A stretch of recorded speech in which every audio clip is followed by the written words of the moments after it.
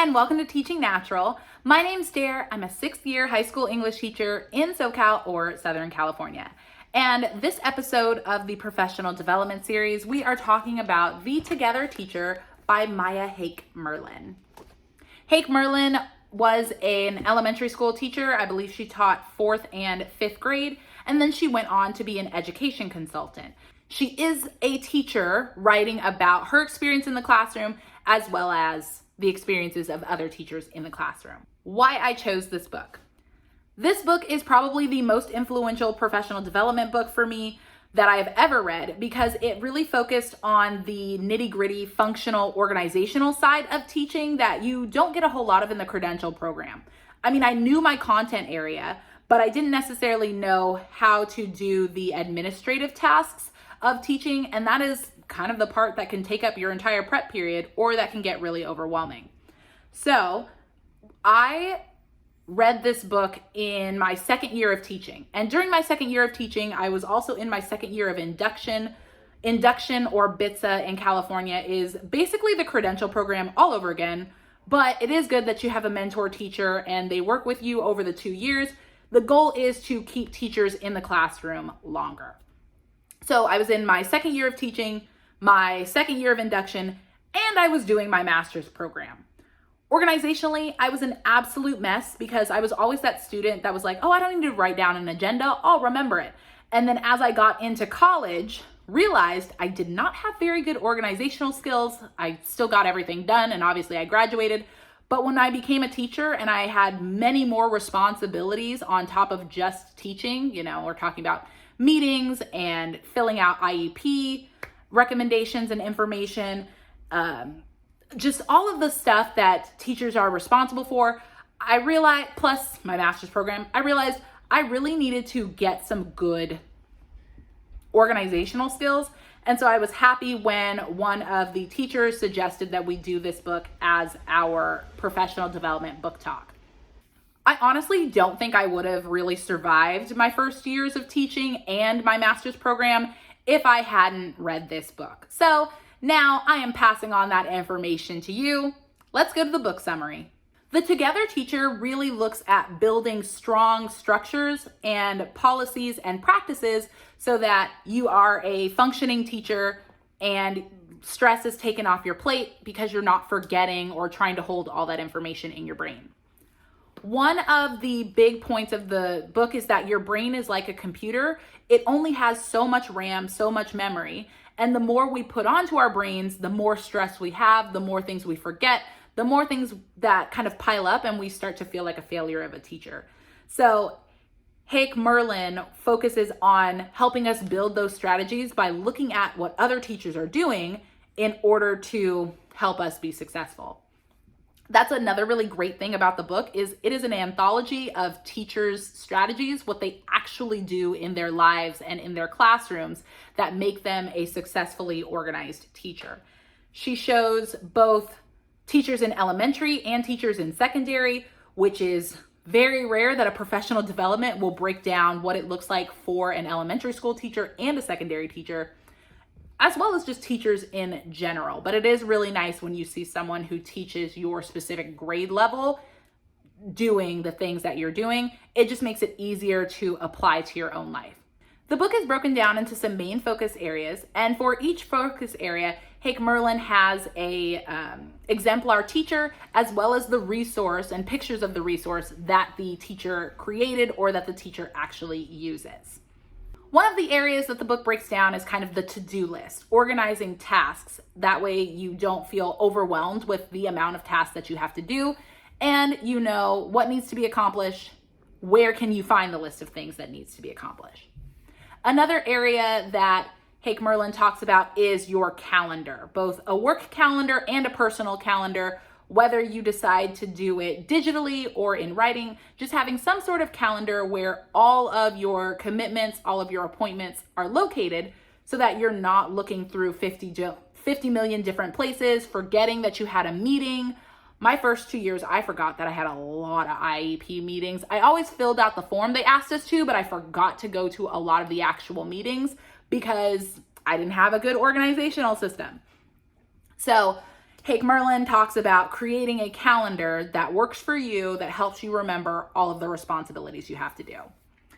After talking about calendars, she then talks about emails. The thing that can suck all of the time out of your prep period, and you realize, oh snap, I didn't get what I needed graded because I was answering emails the whole time. She talks about having a consistent system where you label things that are must respond to right now, things that are just reminders, you don't need to do an action on them, and things that an action needs to be done, but it doesn't need to be done immediately right that second. So it can kind of be your second round of emails. In addition to how you manage your emails, the next thing is how you manage the ideas that pop into your head throughout the day or when you're at a meeting. She calls them thought catchers. And so she recommends having some sort of journal or sheet, Google Sheet or something like that, where you can keep track of all those thoughts throughout the day so you don't lose them, but you're not forcing your brain to have to remember them forever. And then you end up 3 years down the road like, wow, that was a really great idea. Why did I never implement this? Having one place also so that there aren't sticky notes just strewn across your desk because you're trying to remember everything. The final area that she really talks about are classroom policies / classroom management to, one, give agency to your students, but also really take the load off of yourself and have a smooth system for where everything is. She's talking about workflow. Where do students turn in work? Where do you keep the work so that you don't lose it? And then once you've graded it, where do you put that graded work? Obviously, it's a little bit different with the digital age post-COVID, but some of the strategies still are sound, and I will insert pictures of how I've applied this into my classroom when I get to that section. On top of where the workflow goes, she also has recommendations, and you look at teachers where they have areas that this is where a student goes for the supplies they need without coming to you. This is stuff like they need a pencil, they need a Band-Aid, where is their absent work located? All of these kind of resources that can really drain you if you're asked that question 50 times a day. She takes the onus off of students always having to ask the teacher for these things and puts it on to how do we train students to know where these things are in our classroom so that they have the agency to get up and get whatever they need. The last great part of the book is that all of the resources that she talks about and that are from actual teachers, you get a CD. Still got this one. This is my second version of the book. The first version, that CD, we used it, we wore it down. I don't know if the new version has a Google Drive folder or something, but the old version that I have from like 2017, 2018, it still has a CD with all the resources. But it really is great that on top of her talking about them, showing you what she learned from other teachers, she gives you the resource to say, hey, this is exactly what that teacher used. There you go. Now that we've gone over what's in the book, what's the book about, let's talk about how I use it in my classroom / my daily life. The Together Teacher, I basically took the resources that those teachers gave and from the CD, tweaked them to work for myself, and it became my teacher planner. I'm going to do a separate video on my teacher planner because I create my own, borrowed from the teacher influence of the Together Teacher. But those pre-made planners never worked for me because they never were exactly what I needed, or it had so much extra stuff that I never used that it just didn't make sense to spend as much money as I did for something that didn't work for me. But the Together Teacher really helped me create my teacher planner so that I am a successful human because I use my planner every single day. And again, in my planner video, I will talk more about how I use my planner and how that works for me. I use the information from the Together Teacher every day to help me de-stress my week, to help me de-stress my mind, and to help me know what to focus on when I get into my classroom. That way it doesn't feel like I lost an entire day being scrambled and on fire trying to figure everything out. I also use this book to talk about my own policies and procedures in my classroom. Again, where does the workflow go? Making sure that I know if a student turned it in, it's here. If I need to grade it, it's here. If it's graded, it's there.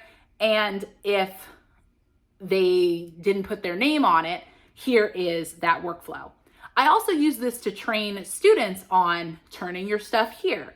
Once I've graded it, you'll find it here.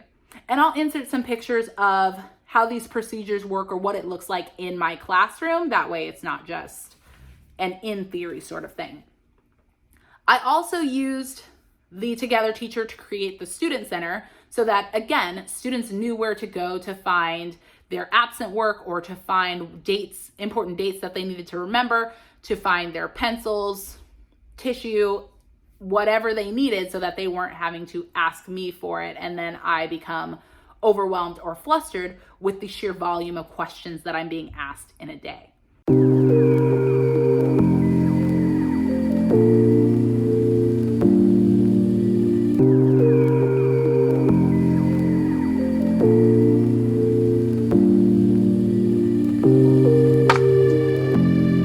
My final thoughts. I think this book should be standard in the credential program. It really, really, really is the most effective book that I have ever read for professional development because it was an immediate success. I became a better teacher because I became more organized. And having this more organized system is what allows me to be able to do my daily slides a week in advance. It's what allows me to plan for an entire semester in advance with obvious wiggle room in case I need to adapt. But having these systems and organization in place really, really is something that makes me an effective teacher. And it's something that my principal and my vice principals have noticed and commented on when they do my evaluations. They always talk about my classroom routines. They always talk about how organized I am. They always talk about how effective I am. So I really do think this book should be a standard in credential programs. And honestly, something like it should be standard in any high school where we're teaching students how to use effective systems and how to manage themselves. Again, I couldn't have survived teaching and I couldn't have survived my master's program without really sitting down and reading this book. Every time a teacher tells me that they need help with organizing or that they're stressed, they're overwhelmed, I always sit down with them and we go over some of the ideas from the Together Teacher to help them. And they always think like, oh my gosh, this is so magical and so revolutionary and that I created this impeccable system, but really it was the Together Teacher and just getting the collection of ideas from all of the teachers that are showcased in this book.